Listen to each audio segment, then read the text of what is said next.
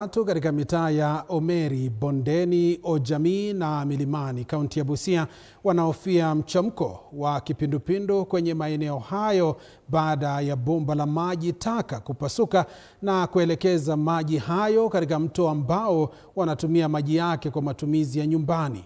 Wakazi hao wamedai kuwa maji taka hayo yamesalia kero kwa shughuli zao za kila siku, mbali na kukumbwa na ugonjwa wa kipindupindu. Aidha, wakazi wamedai kuwa juhudi zao za kuwafikia maafisa wa serikali ya kaunti ya Busia, hasa idara ya maji na mazingira, kupata suluhu ya kudumu, zikiwemo bomba hilo kukarabatiwa, zimegonga mwamba, huku wakazi wakiendelea kutaabika. Wakazi hao sasa wamemrai waziri wa afya Aden Duale na waziri wa mazingira Deborah Barasa kuzuru maeneo hayo na kuwasaidia kupata suluhu ya kudumu. Taabu yenye tuko naye sana, kuna sewage inatoka Bondeni, takataka kutoka Bondeni hiyo huko Mlimani pale, yote inakuja na inakuja kwa hii mto. Sasa sisi hapa tunaumia kila wakati, magonjwa.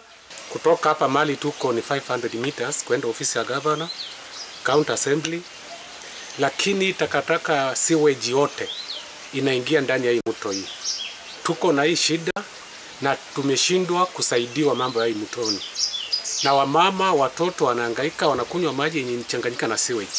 So tunaomba serikali, national government itusaidie. Hii ni spring ambayo ilikuwa ina feed watu wengi sana, na kwa sababu ilikuwa the first water supply hapa Busia. Kwa hivyo tunataka wajenge na wa protect hii catchment area, na pia wazuie maji mingi ambayo inatoka town.